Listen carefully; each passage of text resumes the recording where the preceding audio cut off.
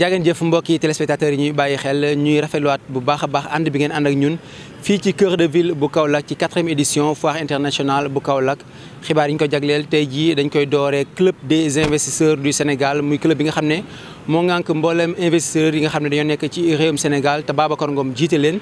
ñëw nañ ci foire internationale bu Kaolack doon ko visité ki nga xam ne moo di Babacar Ngom di seen njiit mu rafetluwaat bu baax a baax taxawaayu Serigne Mboup waaye initiative bi nga xam ne moom jël na ko. mu rafetlu exposant yi nga xam ne ñoom ñoo fi nekk ak produit yi nga xam ne moom lañu fi exposé waaye it ñaan ñi nga xam ne ñoo di kilifay réew mi ñu gën a jàpp ci lu mel nii ndax nekk na loo xam ne day gën a suqali diwaan yi waaye it jàppale ñi nga xam ne dañ koy def ñu ànd teewlu Babacar Ngom mi nga xam ne mooy jiital club des investisseurs du Sénégal. suñu teewaay fii dañu am délégation bu club des investisseurs du Sénégal ñu ànd ci kaw invitation wu suñu xarit Serigne Mboup président de la chambre de commerce de Kaolack. di aussi président de l'Union des chambres de commerce du Sénégal invité club bi nga xam ne moom daf ci bokk ak ñun pour que ñu ñëw tey fekk ci la 4e édition de la foire internationale de Kaolack man bii mooy sama yoon bu njëkk mais j'avoue que suma xol dafa sedd ci li ma gis ma kontaan trop ñi ma àndal tamit ci club bi di ay kilifa yoo xam ne ñoom ñëpp dañu jóg ñëw pour wuy ci sëriñ ñoom ñëpp tey ñoo bokk benn sentiment d'abord mbégte mais ensuite fierté parce que dañu gis suñu doomu réew boo xam ne dafa taxawaay bu rafet mu juddoo ci Kaolack yàlla dimbali ko mu liggéey jaar def parcours bu rafet bu Sénégal yëpp salué mais mu xalaat de wàññeekuwaat ñëw ci réewam ñëw ci dëkkam Kaolack bi mu juddoo ànd ak opérateur économique yi ànd ak population yi ñu bokk taxaw nag liggéey pour jëmmal vraiment koom-koom bu am solo ci biir réew mi ci biir Kaolack mais loolu itam defalu ko Kaolack rek boo ko defalee Kaolack defal nga ko Sénégal gi yëpp ñun daal li ñu mën a wax mooy sunu xol sedd na ci lu ñu gis foire bii ñu visité stand bii ñu gis jigéen ñi ak xale yi ñi fi nekk ñëpp production yi ñuy def li ñuy liggéey di ko exposé di ko wane man foogoon naa ne loolu amul wala yaatoowul woon noonu ci Sénégal kon lu am solo la lu ñu mbégte bu mag a mag lañ ci am vraiment ñoo ngi félicité Serigne di ko encouragé mais di ñaan tamit suñu kilifa yi réew xam naa ne gis nañu li Serigne di def parce que lii nag mën naa jàpp man ci sama gis-gis modèle la boo xam ne bari le wuñ ko exemple la boo xam ne bari le wuñ ko mais yaakaar naa ne dina yee ñu bari dina pousse ñu bari ci jéem aussi lu mel nii ci yeneen ak yeneen i région kon moom dafa yelloo jàppale bu wér bu sax bu dëgër te gëm naa ne itam kilifay réew mi dinañ ko jàppale bu baax a baax ci li muy def parce que defalu ko boppam defalu ko sax Kaolack rek mais daf ko defal Sénégal gi yëpp. defal ko aussi Sénégambie parce que boo ñëwee tey Gambie ak Sénégal itam wane na vraiment bokk bi ñu bokk ak ànd bi ñu ànd depuis boobu yàgg na. mu nekkoon kàddu yi nga xam ne taataan nañ ko ci Babacar Ngom jiite club des investisseurs du Sénégal ñëwoon doon visiter foire internationale bu Kaolack. foire bi ni ñu koy waxee fan yii yëpp di bés yi nga xam ne dañ ciy amal ay waxtaan muy forum yu am solo tey jii nag nekk bés bi nga xam ne moom lañ jagleeloon ministre bi ñu dénk wàllum industrie ak petite et moyenne entreprise di ki nga xam ne moo di Moustapha Diop moom nag mu yebal fii délégation boo xam ne secrétaire général moom moo ko jiite ak ki nga xam ne moom moo di directeur général bu APROSI ñu ñëw nag waxtaan fii waxtaan yu am solo yoo xamante ni jëm na ci li nga xam ne noonu la ñuy suqalee Kaolack waaye tamit gën fee taxawal li nga xam ne moom moo di domaine industriel bi nga xamante ni bëgg nañ koo taxawal ci nga bërëb bi nga xam ne moom moo di Kahone waaye suqali entreprise bi nga xam ne moo di Domitexka jàppale ko ba mu gën a jëm kanam kàddu yooyu ki nga xam ne moom moo di Yatma Mody Ndiaye moom moo ko yëkkati di ki nga xam ne moom mooy directeur général bu APROSI ñu ànd teewlu ay kàddoom. li nga xam ne am na fii moom mooy que ne d'abord le président de la République indi na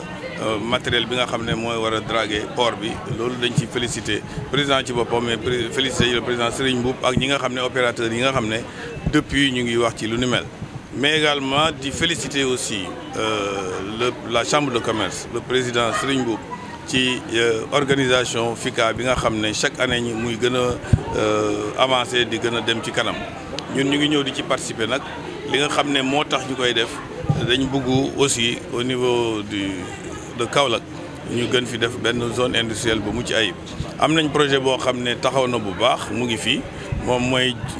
Domitexka xam nga ne moom amoon na réserve foncière moom mooy am na suuf am na usine bu fa taxaw di liggéey as tuut usine boobu dañ ko war a suqali parce que mën na créer 2000 emplois mais aussi à côté de l'usine am na fa suuf boo xam ne mën nañ ko valoriser ci loolu lañ liggéey ak le président Mboup pour que suuf boobu ñu defar ko aménager ko def fa ay hangar xëccaat ndox mi xëcc courant bi ba nga xam ne yeneen entreprise dinañ ci mën a ñëw taxaw foofu di fa liggéey entreprise yooyu suñ ñëwee dinañ am ay avantage parce que dina fekk lépp pare am nañ foofu ndox am nañ courant am nañ tali am nañ lépp ba nga xam ne suñ ñëwee rek macha allah dinañ mën a contribuer créer yeneen emploi ci gox bi te aussi li nga xam ne Domitexka dina ko ci jëlee moom mooy que ñoom itam entreprise yooyu dinañ mën a contribuer di gën a soqaliku di gën a bokk ci investissement wu Domitexka montage boobu ñu ngi ci nekk di ci liggéey avec le président Serigne Mboup signé nañ ci sax benn protocole et incha allahu rabbi ci loolu foog nañ ne dina gën a mën a jëm kanam très rapidement ba pare suqali Domitexka ba pare gën a dëgëral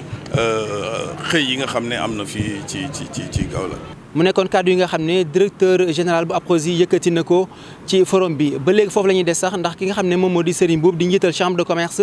d'industrie et d'agriculture bu Kaolack moom nag yéen a yàbbi ci li nga xam ne moom lañ doon waxtaanee mu jëm ci domaine industriel boo xam ne war nañ ko mën a taxawal ci kawoon ndax nee na wàllum industrie nekk na li nga xam ne moom moo mën a créer richesse waaye it mën a créer li nga xam ne moom moo di emploi waaye it ci diwaan bi war nañ fi créer zone agropole boo xam ne ni mën nañ ko taxawal fi nga xam ne moom moo di ca Mbadakhoune ñu ànd teewlu Serigne Mboup mi nga xam ne moo njiital chambre de commerce bu Kaolack. di gërëm et di féliciter ministère de l'industrie que dépêché na yónnee na fi tey délégation bu mag boo xam ne nii mi ngi ànd ak secrétaire général bu ministère bi ànd ak directeur général bu APROSI nekk ni sama wet ànd ak directeur de l'ITA mooy institut de technologie alimentaire ak directeur de l'industrie ñu waxtaanee vision bi nga xam ne moom la président de la République am pour yokk Saloum ba économie bi gën a kawe mu nekk plateforme économique loolu nag ku ko wax da ngay wax industrie ndax ci industrie rek lañ mën a créer richesse ci industrie lañ mën a créer emploi te loolu ñaari projet daf ci am solo benn bi mooy fexe ba fi nga xam ne nii mooy zone bi nekk kawoon mu nekk zone industrielle ñëpp xam nañ ne xarañ bi APROSI xarañ ci defar ay zone industrielle ak ay partenaires yi mu àndal beneen bi mooy def benn zone agropole boo xam ne nii ci ki lay nekk ci Mbadakhoune et yaakaar naa loolu ci kanam tuuti danañ ci gis ay jéego yu mag a mag a mag ndax tàmbale na te incha allah dana nekk mu nekk njariñu population bi mu nekk njariñu réew mi ndax Kaolack développement Kaolack du Kaolack rek da ngay toucher Sénégal yëpp ensemble et incha allah ñun chambre de commerce danañ ci taxaw ànd koog ñun. kàddu yi Serigne Mboup yooyu la ñuy tëjee li nga xam ne moom moo di xibaar yi waaye it ñu dugg rek ci fi nga xam ne moo di ci biir foire bi ndax foire bi durant muy am ñi nga xam ne ñoo di école yi nekk Kaolack dañu fiy ñëw yenn saay di visiter ànd ak élèves yi ci image yi nga xam ne moom ngeen jàkkaar lool ngir wan ñi nga xam ne ñoom ñoo di élèves yi lan mooy foire waaye it ñu découvrir li nga xam ne moom mooy échange yi fi am ñu gën a xam tamit exposition yi nga xam ne moo am ci biir foire bi. mbokki téléspectateurs yi lii la ñu leen doon tey ci xibaar yi nga xam ne moo bàyyeekoo fii ci 4e édition foire internationale bu Kaolack gërëm leen sant leen ci teewlu gi dig leen daje ëllëg incha allah jërë ngeen jëf.